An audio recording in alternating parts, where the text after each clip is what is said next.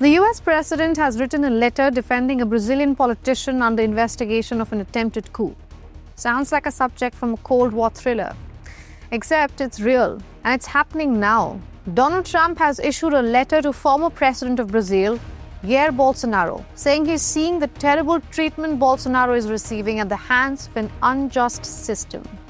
To which the sitting president said this. Que a gente vai. A gringo is not going to give orders to this president of the republic. As the situation heats up, we need to dive into the grey zone. Here are the questions we are tackling today. Why is Trump getting himself into the Brazilian drama? Is this story about justice or power?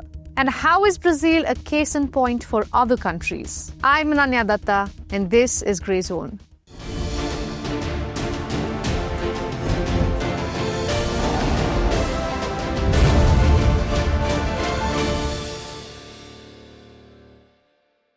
Jair Bolsonaro lost the 2022 elections. It was the closest presidential election result in Brazil's history.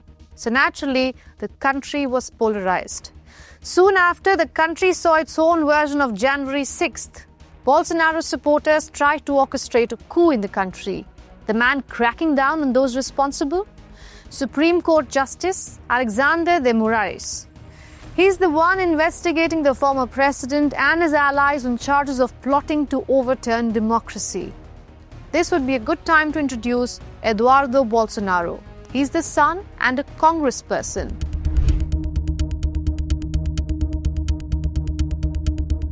He's been lobbying US conservatives, including Trump, against Brazil's judiciary of authoritarian outreach. Recently, he filmed outside the White House and posted to social media. He claimed that he had concluded a round of meetings with US officials. There are a lot of caveats in this story. One is that even before Jair Bolsonaro was charged with an attempted coup, Justice Moraes had already emerged on the bad side of Trump. He had launched a social media campaign against misinformation and fake news. Many of them were narratives closer to the American Republicans. So is this about tit for tat? No. And that brings us to another caveat.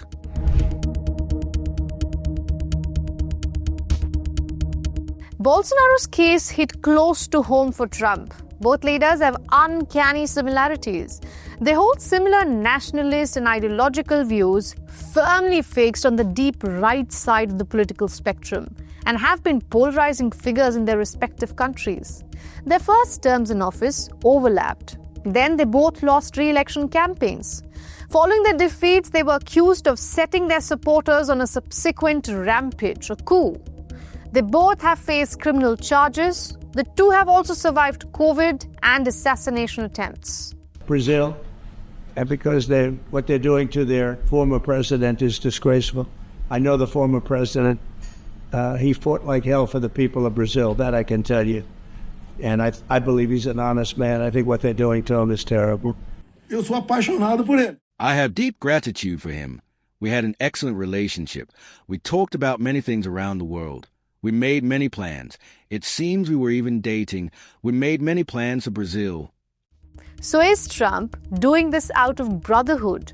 That's also a no.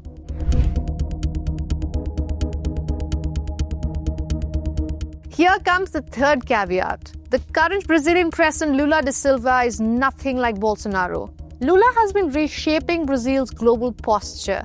Under him, Brazil isn't just a passive ally of the West. It is open to do business with the world. Like just this year, during Prime Minister Narendra Modi's visit in early July, Brazil and India agreed to triple trade flow, targeting $20 billion worth of trade by 2030. Lula's state visit to China secured $4.6 billion in investment into Brazil. And with Japan, he launched a 5-year cooperation plan addressing security, trade, climate, supply chain resilience. You get the gist. Lula's idea is not to keep all your eggs in one basket. And he has struck back at Trump quite sharply. Brazil has always been open to dialogue. We held more than 10 meetings with the U.S. government, and on May 16th, we sent them a proposal for negotiation and waited for a response. What we got was unacceptable blackmail in the form of threats to Brazilian institutions and false information about trade between Brazil and the United States.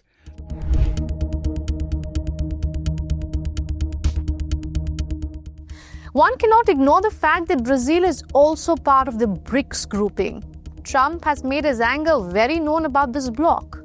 Remember, the grouping took birth in 2009 when 4 countries, Brazil, Russia, India and China, formally met. South Africa joined in 2010, turning BRIC into BRICS.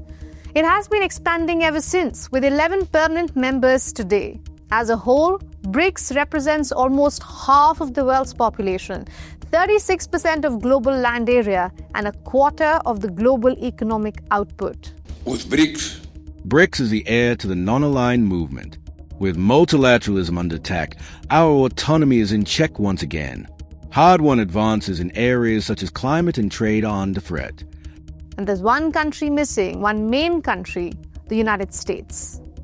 The idea that countries can come together as equals to challenge the status quo and shape the future is unsettling to the US. It's a nation used to having the top seat. Look at G7, NATO, and the United Nations. So I return to my question. Is this about justice or power? A former president under investigation, a foreign leader stepping in, and a threat masked as concern for democracy. Brazil is not just another story, it's another proof of how Washington conveniently changes the meaning of democracy, a recipe straight out of its history books. In the end, it's not just about Trump backing Bolsonaro. It's about, can a smaller country like Brazil shape its future without stepping on someone else's toes? I'm Ananya Dutta. You've been watching Grey Zone.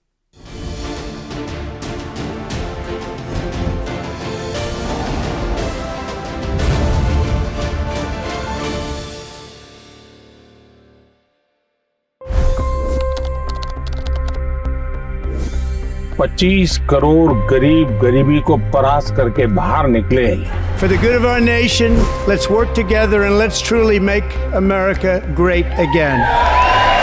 The fastest news breaks. Requested PM saying that look, you will have to speak to Putin and to Zelensky. The biggest news makers. The relationship with India is probably the most important bilateral relationship the US will have for the rest of this century. The capital delivered quite an election result today.